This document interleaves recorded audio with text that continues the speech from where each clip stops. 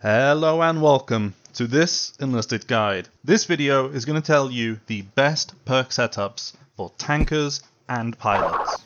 For the pilots, thankfully there isn't a lot of perks that we actually need, but the ones that we do need, if you don't have, you are at a significant disadvantage. These perk setups are going to go off of the basis that you are using max rolled soldiers. This means soldiers that have a visible star next to the amount of perk points they have, which indicates that they are a maxed out soldier. They will have the maximum number of perk points in each category. As for tankers in this video, please keep in mind that this is just my philosophy and my approach to tanking. You may want to choose different perks based on how you use your tanks. Generally, when I'm using a plane or a tank in this game, I'm using them to play that vehicle. If the vehicle is destroyed, I generally don't even play as the rest of the squad.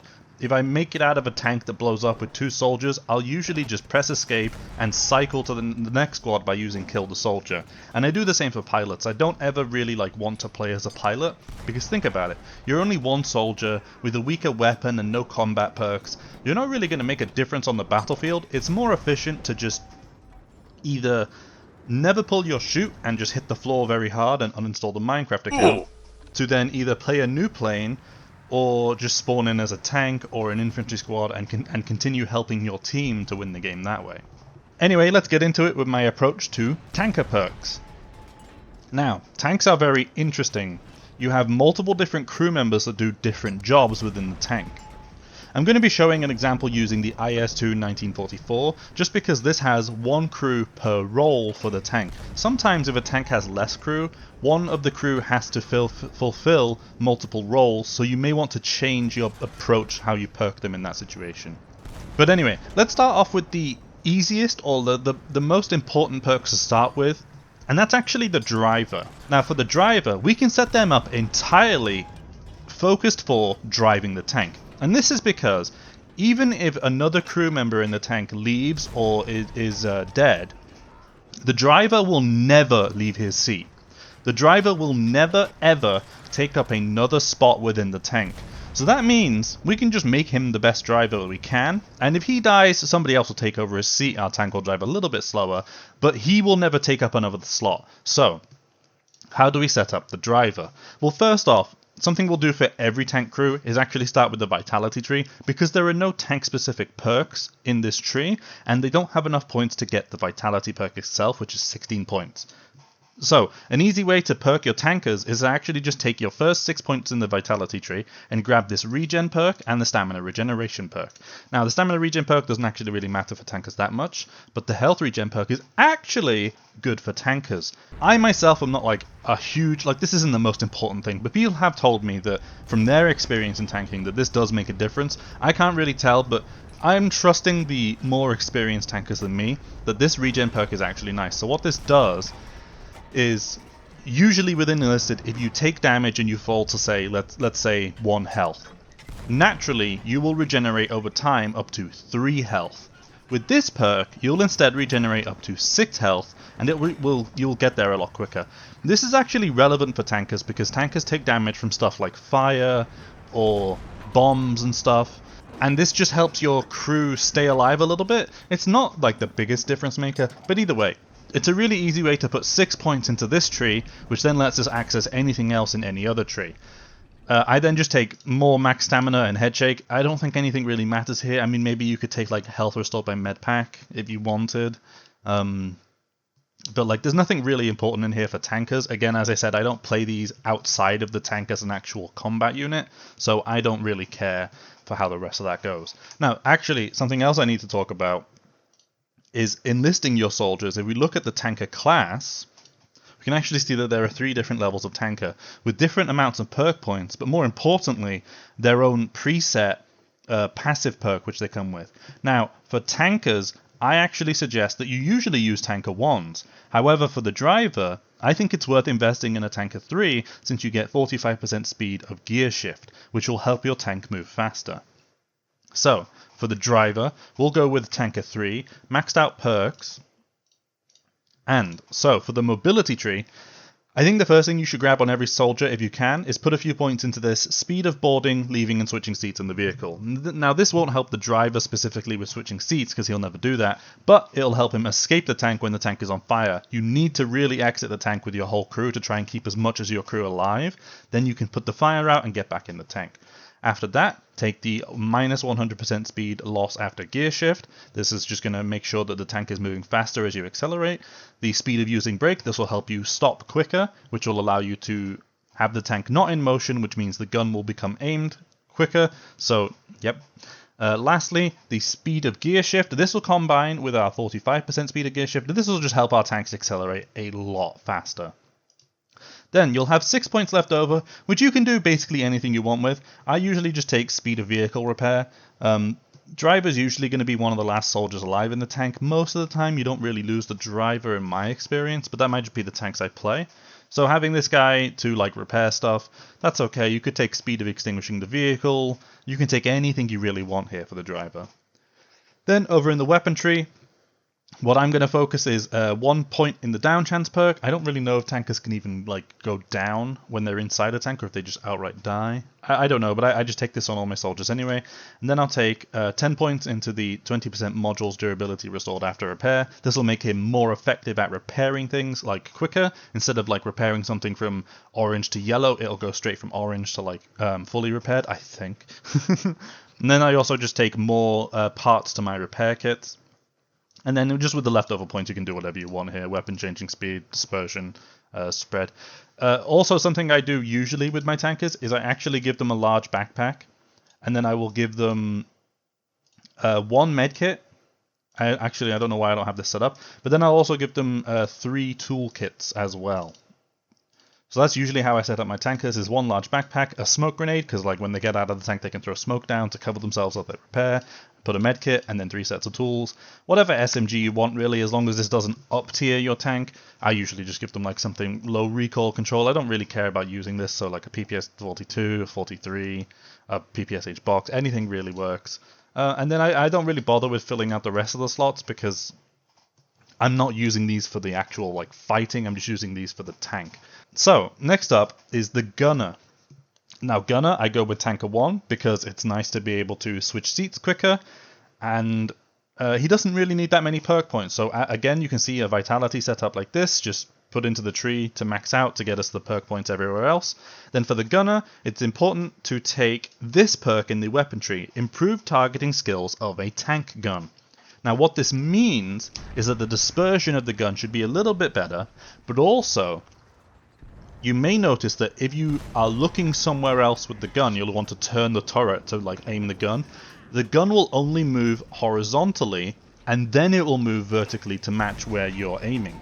If you have this perk, the gunner can operate both planes of the tank's aim at the same time. So as he's turning the turret to the right, he will also aim the gun up. This will make the gun just a lot more like responsive to your inputs, make it easier to use, faster to use, more accurate.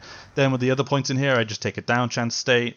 Something I take in case all the loaders in your tank die. I don't know if this actually does work. I think it does in my memory, but change the type of ammo without losing reload progress. If you're solo gunning in a tank, your reload is going to be very long, but at least with this perk, if you need to switch shells during that really long reload, if this works, I'm pretty sure it does, then you'll be able to switch from a HE shell back to an anti-tank shell to like kill a tank that's coming to finish you off when you've only got your 1 crew member left or something. And then I just have like 1 point left over, I just put into speed of extinguishing the fire. But these are not really important. The most important thing for the gunner is just having seat changing speed and this improved targeting skills of a tank gun. Then you can really do whatever else you want with these. Okay, so we've covered the driver and the gunner. Let's look at the loaders. So, anybody that's not in the commander, the gunner, or the driver seat is considered a loader. Sometimes they'll be like a machine gunner, but I just perk them as loaders, like all of them, so that if the loader dies, the other loaders will take his seat. So, the most important thing, just set your vitality tree up, and then in the weapon tree, you need 20% tank gun reload speed. This will make your tank reload 20% faster. This is absolutely amazing, and it's like one of the only perks you really need in this tree. Then I'll just take the down chance. And then looking over in the mobility tree, you want the speed of boarding, switching seats and leaving, and then also change the type of ammo without losing reload progress. So this will allow you to reload your tank quicker, and if you're reloading a HE shell and you spot an enemy tank or somebody marks an enemy tank that's going to become a danger to you and you need to fight them, you can switch over to the anti-tank round and deal with that tank easily without having to go through the whole lengthy reload. If you're like 3/4 of the reload through, you can swap over to an AP shell and then deal with the tank. Then you can kind of do whatever else you want with these perks at that point. It's just that the important ones you need is loading speed and changing the type of ammo and like seat boarding basically, and you can do whatever you want with them. So that's what I do for the gunners, the drivers, and then like all the loaders. Now, for the commander, you could just do the same and set them up as a loader, but I like to do something a little different with my commanders. So for commanders, I actually take Tanker 2, which gives them 7.5% speed of vehicle repair. And that's because if the outside of the tank becomes damaged, you can't repair it from inside, you need to exit and repair something like the engine or like the tracks.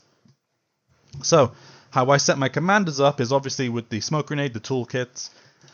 But I take Tanker 2 because they can get the more repair speed, and then I invest into repair perks, again, like I did with the driver, so we'll have faster vehicle repair speed, more module durability restored after repair, more uses to the repair kit, speed of boarding, leaving and switching seats, speed of extinguishing the vehicle. That's how I play, because if I've lost my tracks, I'll switch to the commander, and then I'll press I. I don't know if that's a default button, but if you exit the tank, there's two ways to exit the tank. You can press F, which will jump out with the whole crew, or you can press I, and it will jump out as just the person you're playing as. So I'll swap to the commander, press I to jump out as just him and repair the tank. That keeps the rest of the crew safer inside the tank, whilst you use this dedicated like repairing crew member to quickly repair the whole tank. And then you can get back in. You can not do that if you want. You can just go with a Tanker 1 and just put all the loading perks on them. And some tanks you probably do want to do that anyway with the commander, because like I think like 3-seater tanks like T-34s or something. Maybe not T-34s, but I know that there's some like low-tier Russian tank where the commander is the loader. So you can put loader perks on him in that scenario. And that's really how I set up my tanks. That's my philosophy, that's my approach.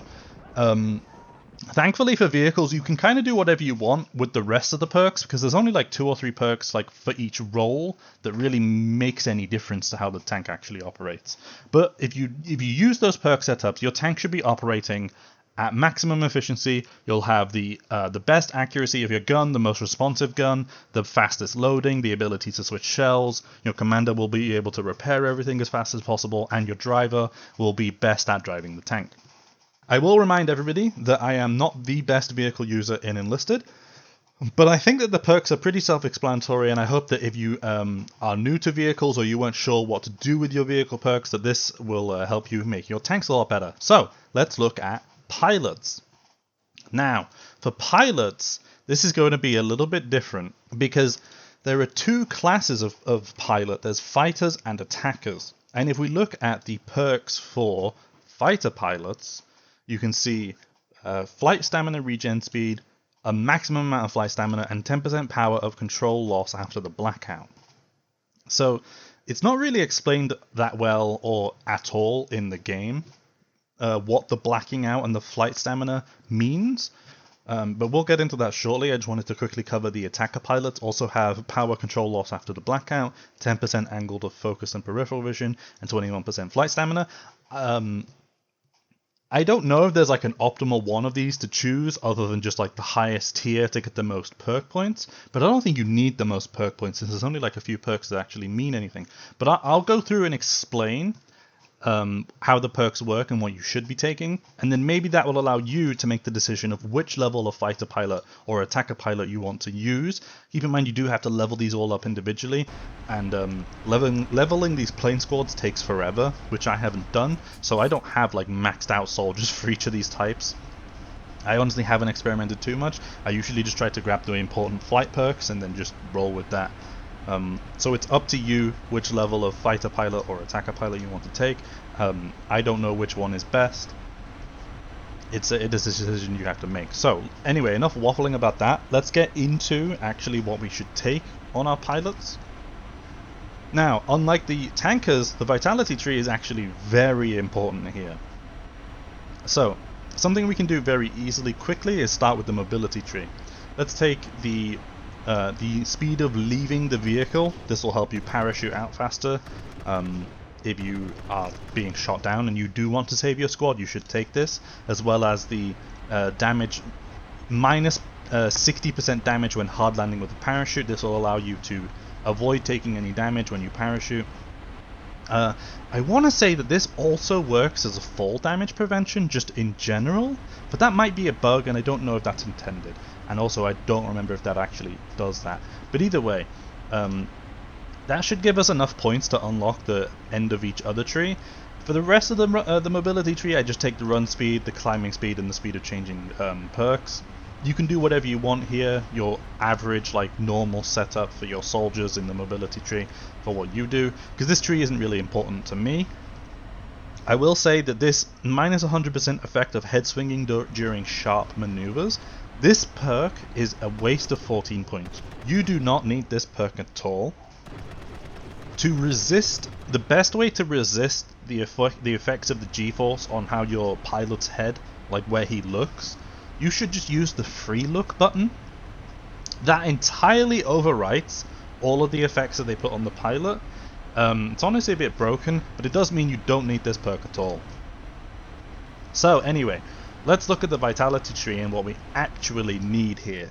So you should definitely grab this flight stamina regeneration speed, the 21% flight stamina amount, as well as the minus 20% power of control loss after the blackout. This is all worded very weirdly, but I'll go through how these perks work. So flight stamina, why do we want to regenerate it faster, and why do we want more amount of it? So flight stamina is a stamina bar that appears when you are pulling a hard G maneuver in the plane. If you're turning in a circle as fast as you can, you'll begin to drain flight stamina as your pilot experiences heavy G forces. By having more flight stamina and a faster regeneration speed, we become more resistant to blacking out. Now, what happens when we black out is that you will lose a lot of control over the vehicle. You'll stop turning as fast, which, if it happens at a bad time, could leave you very vulnerable to other pilots who are trying to shoot you down. That's why we want more stamina to be more resistant to getting into that scenario, and more flight stamina regeneration speed to recover our flight stamina for when we run out. We can get control of our vehicle back quicker, and also allowing us to, if we can stop doing a hard maneuver, recover quickly to pull another hard maneuver sooner. So then the other perk here, power of control loss after the blackout, this just means that when we do run out of our flight stamina, we will still have a little bit more control over our plane. And honestly, like, flying planes without these perks, it feels awful. I really don't like that the perks you need for the pilots are so mandatory compared to the tankers. Like, you could still operate the tanks without the perks. It's not as good, but you can still do it. But it really does feel like you are at a massive disadvantage when you don't have these perks as a pilot. So, let's look at the weapon tree. Now, the most important perk here is the 50% enemy aircraft detection range.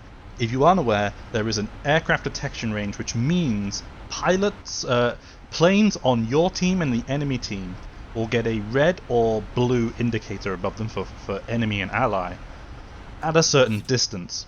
Further than that distance, it will instead be a grey icon because you can't identify if it's your team or the enemy team. This perk increases the range of both of those, so you'll be able to spot unidentified planes at a further distance, as well as at a further distance if they're friend or foe. This is insanely important because this spotting marker actually outranges the render distance of the plane. If you don't have this perk, there will be an enemy pilot who you can't see their plane because they're so far away. They're not even rendered in the game, but they can see you because they have an indicator showing where you are, even though they can't render your plane in. This perk is the most mandatory perk on planes. It is absolutely insane how broken this is. I think the base range for spotting is like 1,000 meters. This will make it like 1,500 or 2,000 meters. Very, very powerful. After that, there's nothing really else we need in the weapon tree for planes apart from this angle of focused and peripheral vision. So, this detection range is actually based on a cone in front of your plane. By taking this perk, the cone is wider, which means that you don't need to be flying directly at a plane to be able to detect it. Your cone will be wider, you'll be able to detect them better on the peripheries.